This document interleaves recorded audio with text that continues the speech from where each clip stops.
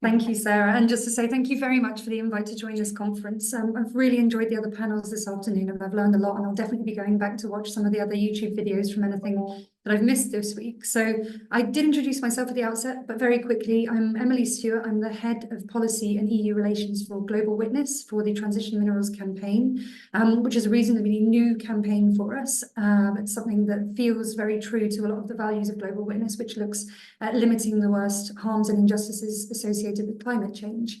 I should say at the outset that my intervention today is going to be very Eurocentric, and the piece is kind of titled, "How can the EU be the first choice?" And by that I mean, how can the EU be the first choice for resource-rich countries to do business with? And I think that this is a really crucial question for the EU. I want to just start off by putting it in the global context. I'm sure that everybody at this conference is well aware of it, but I think it's pertinent to the rest of what I want to say. So I wanted to talk about, first of all, China, as we know, dominates the market, both in terms of extraction of key minerals, but perhaps even more crucially in terms of processing and upstream activities. And I think it's key to highlight that in China, securing this mineral supply chain has long been part of a broader economic plan, which leans very heavily on the concept of South-South cooperation for development. They've had in place for quite a while the Belt and Road Initiative, which has been their main vehicle for mobilizing infrastructure projects in their Global South partner countries. And that's then backed up with centrally controlled private and government-run mining operations, which obviously the EU doesn't have. The US kind of came in and entered the field and replied by introducing the Inflation Reduction Act, which is mostly about mobilizing internal finance to stimulate investment in renewables. But also about friendshoring where possible via the State Department for International Mineral Needs. And obviously one of the most recent formations we've seen of that coming to the fore is being backed up by the Mineral Security Partnership and Forum. I don't know if we're going to put the for and in there, but MSPF, which the EU has recently announced that it's joining. And then what's been happening in the EU has been happening very quickly. So anyone who's worked or looked at the Critical Raw Materials Act knows that it went through at breakneck speed in terms of EU legislation. It was introduced at the outset of last year and pretty much in place and done and dusted by the end of the year. And its key targets, just as a bit of a refresher, 10% of the EU's annual consumption should be met by internal extraction, 40% of the consumption of processing has to be done within the EU, 15% the annual consumption met by recycling, which I think our previous panelists would tell us is quite ambitious, and no more than 65% of the union's annual consumption coming from one source country, and this is the one that's really aimed at China. I also just want to mention as well that before we even had the Critical Raw Materials Act, the EU already had something in place called the Global Gateway Project, which is seen to be a rival of China's Belt and Road Initiative, which is also about investment in the Global South, and that will be important later. I kind of want to address a bit of an elephant in the room here about the CRMA and the targets, because I think a lot of people would agree that these targets are wildly ambitious. But not only that, there is actually not a legal mandate behind the CRMA, which to my mind kind of renders it more of a wish list than anything else.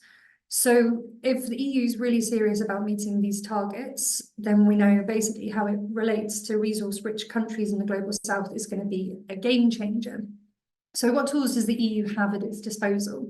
It's basically got two principal tools: enhanced diplomatic efforts, which they are performing in the form of strategic partnerships and the relationships that they hope that being part of the MSPF will bring, and a reallocation of existing funding from the Global Gateway.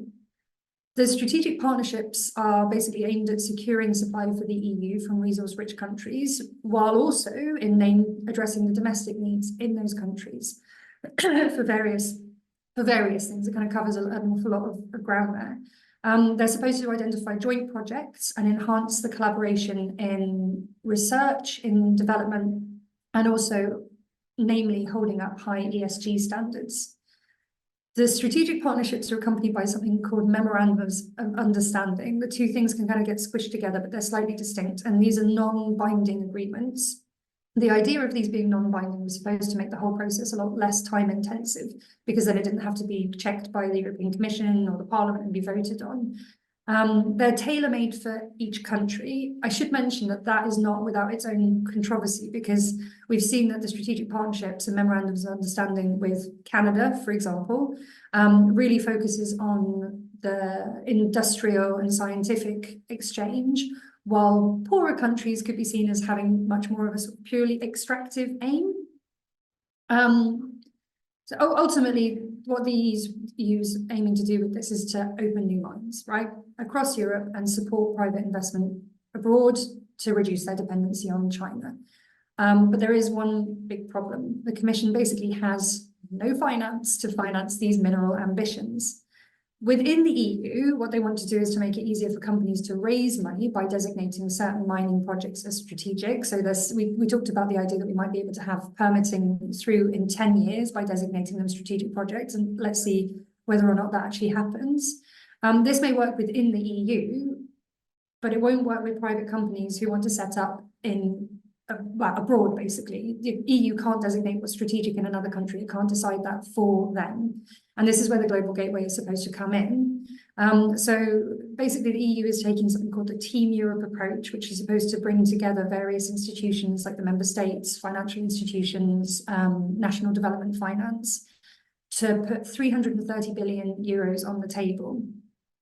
So this figure has been arrived at through a combination of existing EU development funds, as well as basically an assumption that public money is going to be able to mobilize and leverage private investments for projects.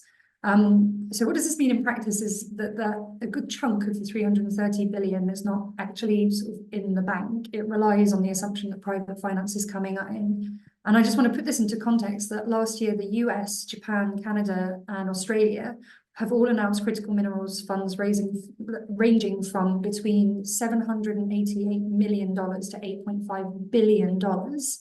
And that is real money that's on the table. And also, to be honest, their approaches have kind of been seen as more nimble even than the strategic partnerships, and faster in delivering, because they're only based on government funding, which, as I say, is in the bank. So the major takeaway from this is that if, like these other big country investors, the EU wants to get a stake in these resource-rich countries, it needs to bring adequate funding to the table, which at the moment it's not necessarily doing. So if we've established that the EU doesn't have any companies and it doesn't have any funding available, what can it offer? On the US side, unlike the EU, where there is an explicit link between the Critical Raw Materials Act and external policy, the US Agency for International Development hasn't been tasked with extending any of its programs on sustainability out towards the aim of securing supply chains. And similarly, China's Belt and Road Initiative does have stated ESG aims, but the investment that it delivers through this scheme is not contingent on that at all. So a strong ESG principles, something that resource-rich countries are actively looking for. Well, I think that the answer probably depends on the country, the government, and the community. In countries where there's low levels of governance, just speedy access to the mineral wealth by ruling elites could be seen as trumping considerations of ESG, but it really shouldn't. First of all, if countries don't pay attention to ESG, investors might get scared off. If they're trying to start a project in a risky area, they might just say, nope, it's too risky for us. And that ultimately means less money for projects that could really help with delivering things like clean energy and infrastructure. And then there's the social side of things. If ESG isn't a current consideration, companies may not get the green light in the first place from the communities that they're working with. And this can cause all sorts of problems further on down the road, like protests, bad press, and even legal issues that we've seen developing in some countries. So without community support, it's really hard to keep the projects going, and that is going to interfere with the supply of the minerals. The EU has focused on making speedy announcements and developing flagship projects to build momentum so far. However, delivering on these announcements is going to really require bringing multiple stakeholders together. And this is particularly important for strategic corridors and the sort of regional backbones that the EU wants to develop in Africa and other parts of the world. To develop these corridors, a range of political, economic, and technical factors on the ground will need to be considered alongside the ESG commitments that the EU is making. And the EU delegations need to be really meaningfully engaged with the partners. Yeah, not least because a lot of these projects that they're talking about investing in are cross-border in nature. So the Lobito corridor, for example, which is supposed to connect northern DRC and northern Zambia to the port of Lobito, the EU's really involved in this, and it really needs to take into account the complexities of cross-country relationships and involve the EU delegations in those. And that will prevent these as being seen from just promoting extractive economic models that we know go against the ambitions of the partner countries. So next is the risk of things going wrong in the short term. Safety issues shut down mines, corruption causes chaos in the industry, and climate change, as we know, itself is its own risk. So good ESG provisions that the EU has baked into its measures really should be seen as an attractive addition to the EU's offer and something that can help stabilise projects for the longer term for both the partner countries and the investors. At this point, I'd also like to just add into the mix the idea of community consent, which I think Jocelyn brought as well to the table, that the EU really needs to be prioritising free, prior and informed consent in its dealings with third countries. This is something that can help the EU build its reputational power, which is something that the EU needs to do still in this area, because as we mentioned, China is relying on this South-South cooperation, and it doesn't have the sort of old colonial baggage that the EU does. And it needs to take this issue seriously, and it also basically needs to be able to take no for an answer when the community does decide against a project. And here I want to reference the fact that the EU is potentially in negotiations at the moment with Serbia for a strategic partnership. And now we know that the Serbian community has already said no to a lithium mine by Rio Tinto. So one does have to wonder what that strategic partnership is for if the community has said no. And it's exactly that sort of area where the EU needs to be building their reputation up by showing that they can take no for an answer, if that is the answer.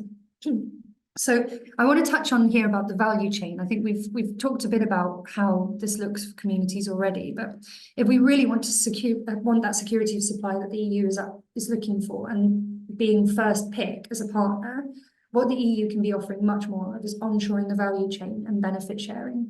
We know that countries blessed with abundant natural resources are eyeing up a new chapter in their development journey. They're really not satisfied anymore with just digging up raw materials, but they want to step into the realms of manufacturing, like making things like cathodes and batteries.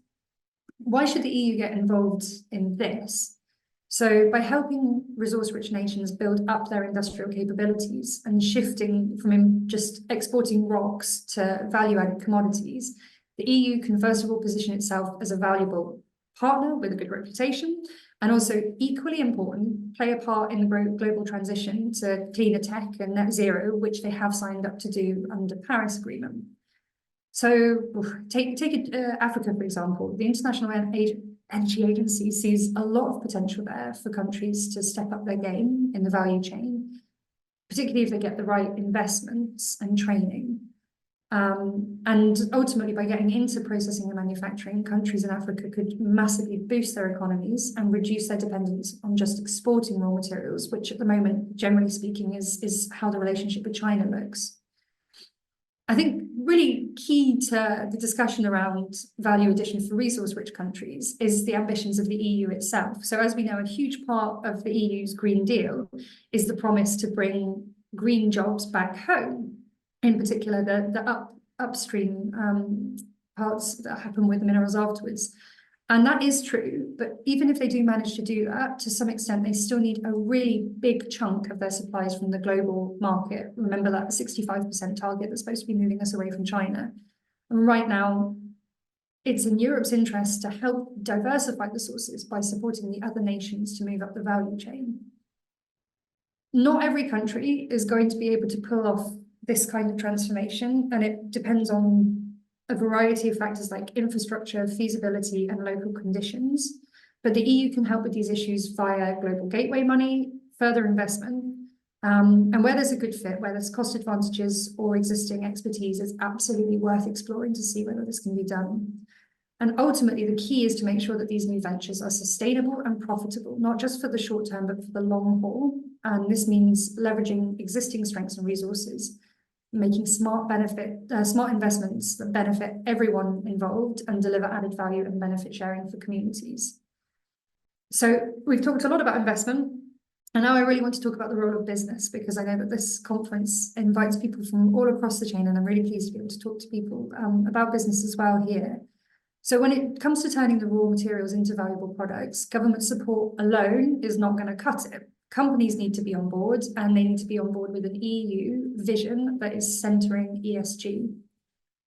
Ultimately, what's going to be needed for stability and value added is long-term commitment, like an EU-based company deciding that they have an offtake agreement to buy refined battery metals for, say, like a decade at a set price.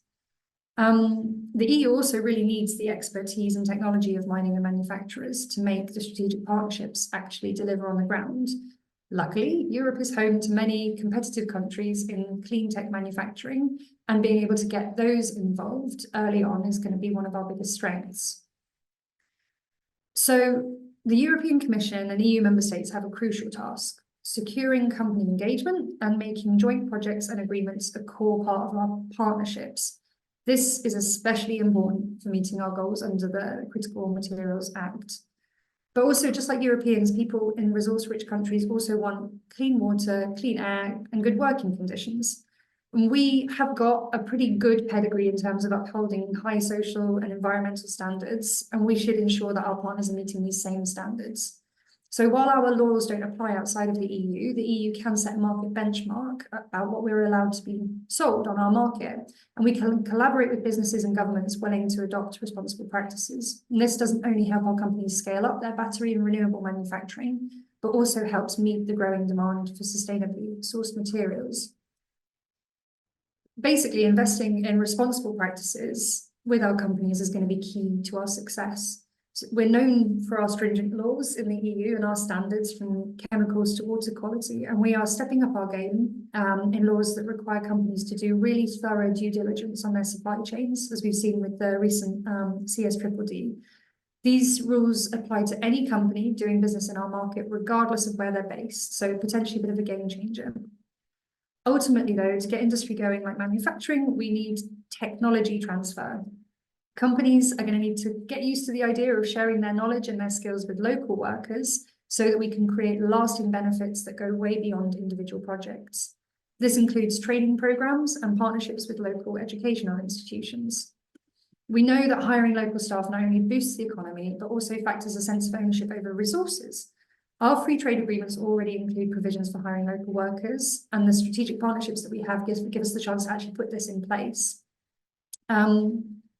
I'd also like to add that a comment that I'm hearing from the ground, from some of the partners that we work with, is that the personnel of the EU delegations and embassies that are part of the negotiations of the strategic partnerships and the MOUs on the roadmaps really need to be strengthened to understand both the background of what's going on in the EU, and also to be able to articulate the EU's position and strategy, both to partner countries, but also to businesses, so that there's real clarity for everybody involved.